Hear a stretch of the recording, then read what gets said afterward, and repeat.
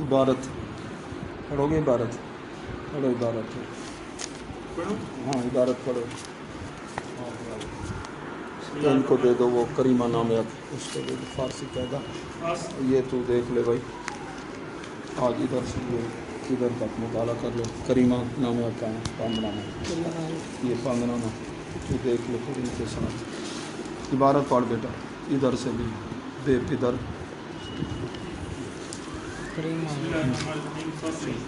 بنا کے مرکب غیر مفید آنس کہ چون قائل برآں سکوت کند سامع را خبرے یا طلبی حاصل طلبے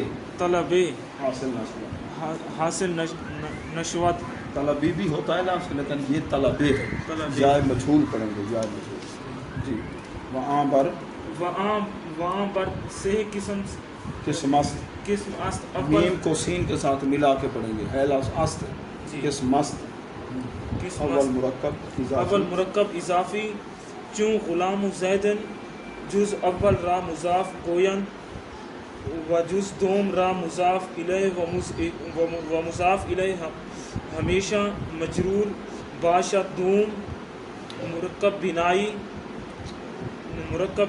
و آنست کے دو اسم را یکے کردہ باشند و اسم دوم متضمن حرف باشد چون احد عشرہ تا تسعۃ عشرہ کہ دراصل احد و عشر و تسعۃ و عشر بودا است و اورا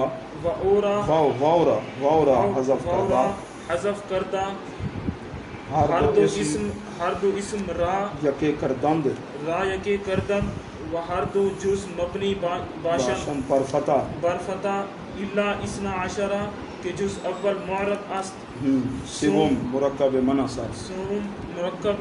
صرف و آنس کے دوم اسم را یکے کردہ باشد دو اسم را یکے کردہ باشد و اسم دوم متضمن حرف نباشد چون بال بکو و حضر موتو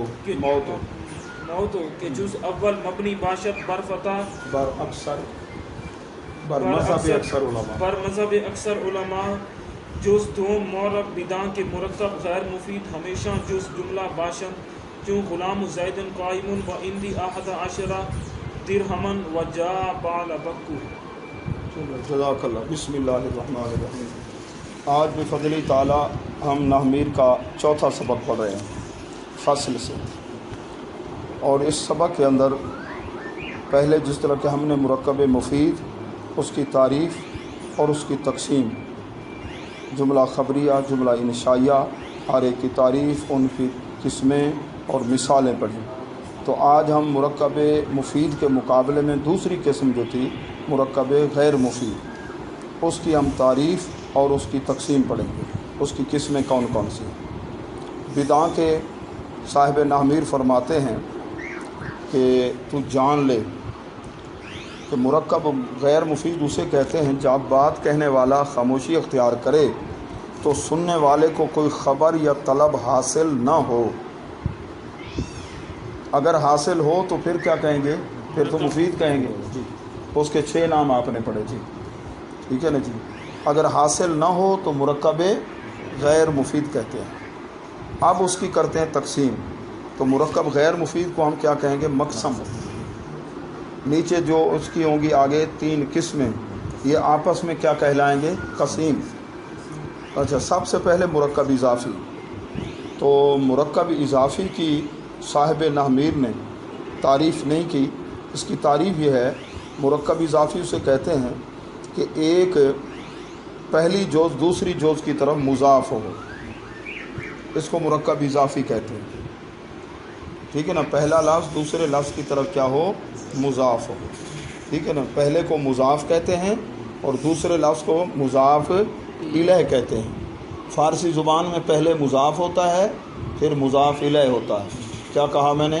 فارسی زبان میں پہلے مضاف ہوتا ہے پھر مضاف الیہ ہوتا ہے. جب ترجمہ کریں گے تو ترجمے میں اردو کے اندر پہلے مضاف الیہ آئے گا، جیسے غلام و زیدن، غلام مضاف ہے، زیدن مضاف الیہ ہے، تو ترجمے میں کیا آئے گا؟ زید پہلے آئے گا، زید کا غلام، کیا کہیں گے؟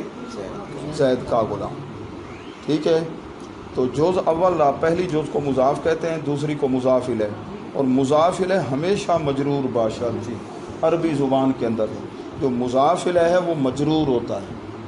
غلام و زید دونوں پڑھو گے تو غلط ہو جائے گا، غلام و زید دن پڑھو گے تو غلط ہو جائے گا، کیا پڑھو گے؟ غلام و زید دن، غلام و خالدن، غلام و بکرن، ٹھیک ہے نا۔ کتاب و زید دن، کیا معنی؟ زید کی کتاب۔ قلم و خالدن، خالد کا قلم، سمجھ رہے ہو؟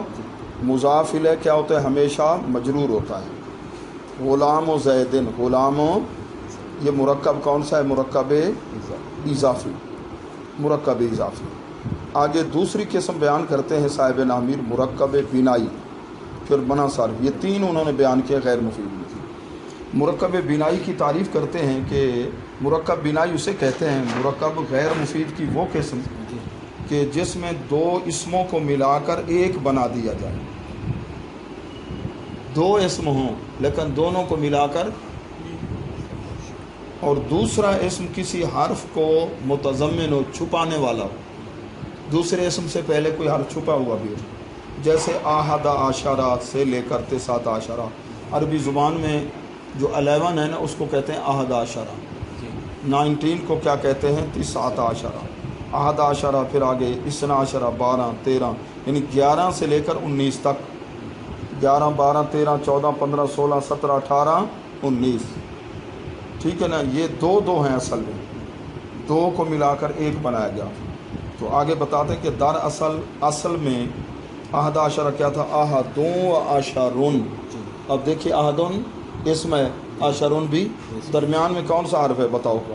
واو ہے، تو عشرون نے واو کو چھپایا، دونوں کو ہم نے مبنی پر فتح کیا تو احد عشرہ بن گیا، تسعۃ عشرہ تک۔ واو کو حذف کر کے ہر دو اسم کو، دونوں اسموں کو یکے کردن نحویوں نے ایک کر دیا، اور دونوں جز مبنی بر فتح ہوتے ہیں، احد عشرہ سے لے کر تسعۃ عشرہ تک دونوں جز مبنی بر فتح۔ کا کیا مطلب ہے؟ آخری حرف پر فتح ہوگی اور مبنی ہوگا، صرف ایک عدد کو نکالتے ہیں، وہ اثنا عشرہ 12، سوا اثنا عشرہ کے اس کی پہلی جز وہ مورب ہوتی ہے۔ اب دیکھیے احدون عشرون تھا، اب ہم کیا پڑھیں گے؟ احدا عشرہ، دال پر کیا پڑھیں گے؟ زبر، یہ مبنی ہے، عشرہ را پر زبر پڑھیں گے، مبنی ہے، یہ اسی حالت پر رہے گا جیسے بھی پیچھے عامل آ جائے، یہ بدلے گا نہیں، ٹھیک ہے نا جی۔ اثنا عشرہ پہلی جز اس کی مورب ہے، اسنان تھا نون گر گیا، پہلی جز مورب ہے۔ جہاں تک مرکب بینائی کی تعریف اور مثال یہ مکمل ہوگی۔ اب آخری قسم جو مرکب غیر مفید کی قسم ہے مرکب منصر۔ اس کے دونوں جز جو ہیں وہ مبنی ہیں، اور اس کا پہلا جز مورب ہے، دوسرا مبنی ہے، جی ٹھیک ہے نا جی۔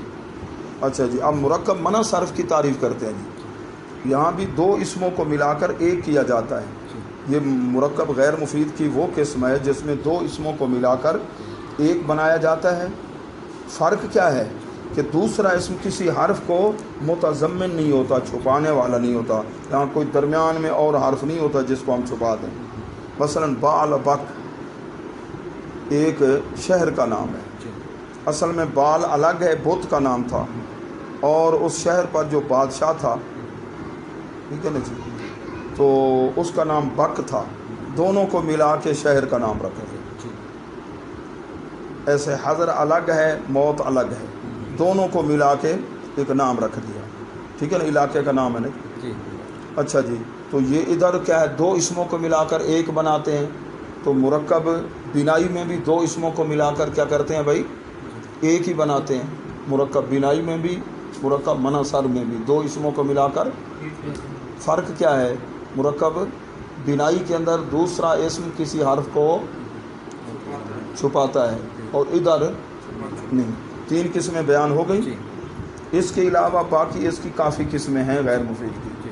لیکن انہوں نے 3 بیان کی، ٹھیک ہے نا، وہ عددی بھی ہوتی ہے، ٹھیک ہے نا جی، پھر اس کے بعد توصیفی بھی ہوتی ہے، تمجیزی بھی ہوتی ہے، کافی 8-10 قسمیں ہیں، ٹھیک ہے نا، کیونکہ یہ بنیادی کتاب ہے، زیادہ پھر اس کی آگے بڑھا تاکہ آسانی سے یاد کر سکیں آپ۔ اب اس کے بارے میں بتاتے ہیں اس کا حکم مرکب منع صرف کا۔ پہلی جو مبنی بر فتح ہوگی اکثر علماء کے نزدیک، جب اکثر علماء کہا تو اس کا مطلب یہ کہ اختلاف ہے، ٹھیک ہے نا جی۔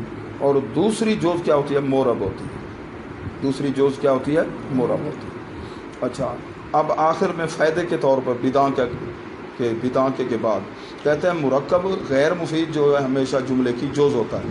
یہ طالب علموں سے ہم ایسے سوال کر لیتے ہیں جو نحویر بھی ہم نے پڑھی ہے قرآن کتاب، کہتے ہیں بیٹا بتاؤ مرکب غیر مفید 5 جملوں کے مقابل برابر ہوتا ہے یا 7 کے؟ کوئی 5 کہہ دیتے ہیں، کوئی 7، 3 جملے کے برابر، ایسے کہ ان کو پتہ بھی ہے، سمجھ بھی ہے، حالانکہ یہ تو خود جملہ ہی نہیں ہوتا۔ مرکب غیر مفید کیا ہوتا ہے؟ جملے کی جوز ہوتا ہے۔ بولو جملے کی مفید جملے کی جوز ہوتی ہے۔ ہاں، تو جب کسی سے ایسے ہاں کوئی 3 جملوں کے برابر ہے، یہ شاید وہ سمجھتے ہیں سوال صحیح ہو، تو یہ خود جملہ ہی نہیں ہوتا۔